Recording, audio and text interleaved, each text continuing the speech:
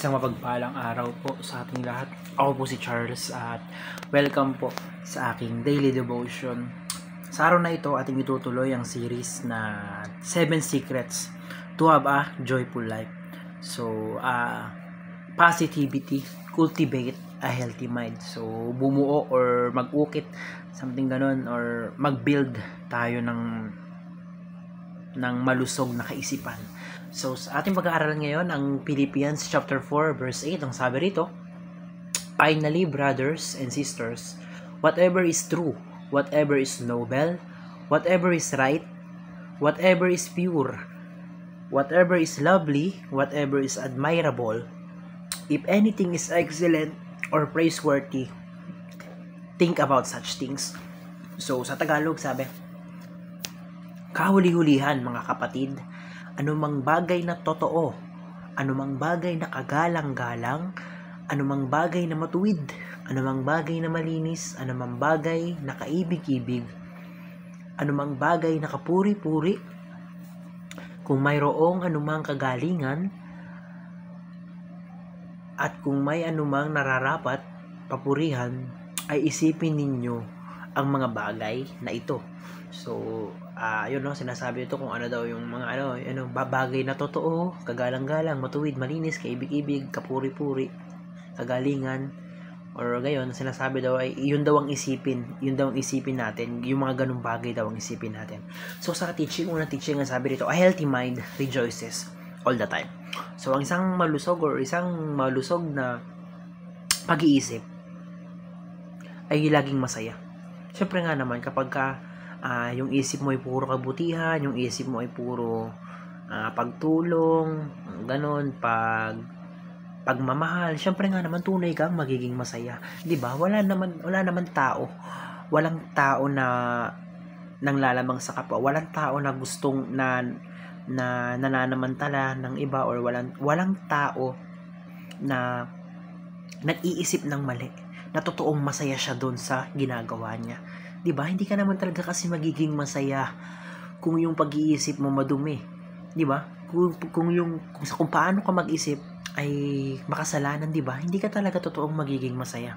So ayun, a healthy mind rejoice all the time.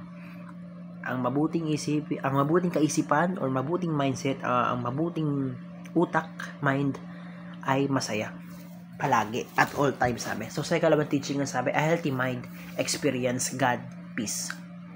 Kapayapaan, God's peace. So ibig sabihin, syempre nga, kapag kasi healthy yung pag-iisip mo kapag yung iniisip mo ay puro pagtulong sa kapwa, puro mabubuti, yung pag walang halong kasamaan, walang halong kainggitan, walang halong kaganidan, ganun, walang halong panglalamang sa kapwa, syempre nasa iyo ang Panginoon. Nasa iyo yung totoong kapayapaan ng Panginoon kapag ganun yung mga nilalaman lang ng iniisip mo. Na sabi ko kanina, yung healthy mind laging masaya. Plus ngayon, yung healthy mind kasama mo ang Panginoon. 'Di ba? So yun na nga, dahil nga yung utak mo puro kabutihan, yung utak mo walang halong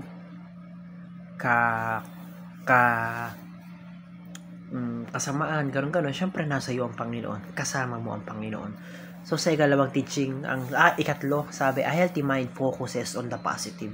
So syempre yung utak naman natin tayo yung mamimili. Kumbaga, isipin natin yung utak natin parang garden yan, na syempre tayo mamimili kung ano yung mga bulaklak na itatanim natin. Tayo mamimili kung puro maganda, tayo mamimili kung bulok ba yung itatanim mo, tayo mamimili kung papagandahin mo ba yung garden mo. Syempre ganun din yung utak natin. So dapat lagi lang natin nilalamanan ng mga positibo, lagi nating nilalamanan ng mga masasayang bagay. So baka sa kahit na anong sitwasyon, or sa kahit na anong kaisipan, or kahit na anong nangyayari sa buhay mo, dapat lagi mo tinitingnan yung positive. Lagi mo tinitingnan yung mabuting side doon sa sitwasyon mo. So, kunwari, nagkakaroon ka ng problema, imbis na isipin mo na, for example lang, may problema ka ngayon, imbis na isipin mo na napakamalas mong tao, pinaparusahan ka ng Diyos, or pinagtakloban ka na ng mundo, isipin mo, maging positive ka. Instead, isipin mo na, kaya ka nagkakaproblema, dahil binigay yun ng Panginoon para lampasan mo. Binigay yun ng Panginoon para palakasin ka. Diba? So, kumbaga, pakainin mo ng mga positibong kaisipan yung utak mo. So, ayun, nang maging healthy, a healthy mind, focus on the positive. Lagi lang isipin yung mga positibong bagay. Hanapin mo yung mga positive na side sa mga nangyayari sa buhay mo. So, sa application muna tayo. Paano ba natin ito maya apply sa ating buhay? So, sabi, rejoice and give thanks at all times. So, magsaya ka at magpasalamat ka sa Panginoon sa lahat ng sitwasyon mo sa buhay. Tulad ng sabi ko na kung yung buhay mo ngayon ay hindi maganda or humaharap ka sa malaking pagsubok or sa malalang pasanin ngayon sa araw na ito, magpasalamat ka pa rin.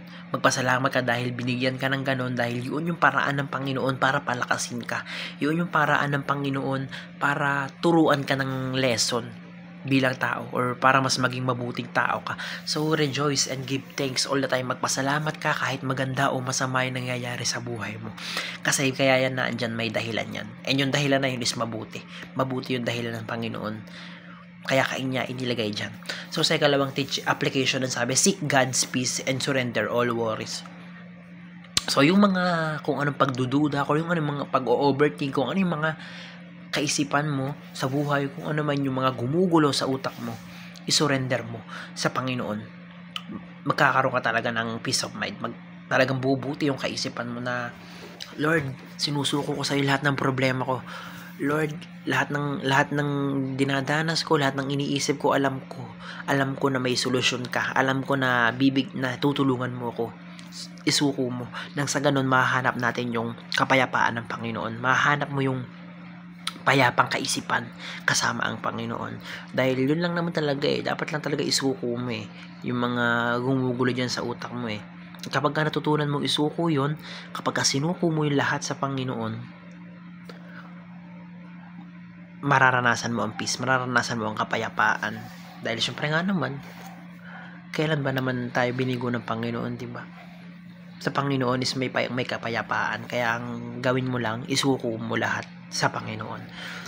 Sa ikalong application na sabi, do not feed your mind with negativity. So, kabaliktaran nung nauna, huwag mong pakainin ng mga negatibong kaisipan yung utak mo.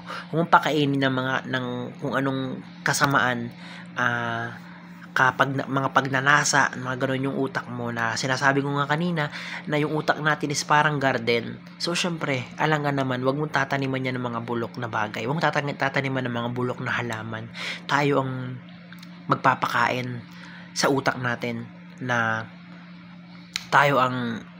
dapat tayo ang nagpapakain sa utak natin, and dapat yung mga pinapakain natin sa utak natin o yung inilalagay natin sa utak natin syempre yung mga positibo lang, wag yung mga negatibo.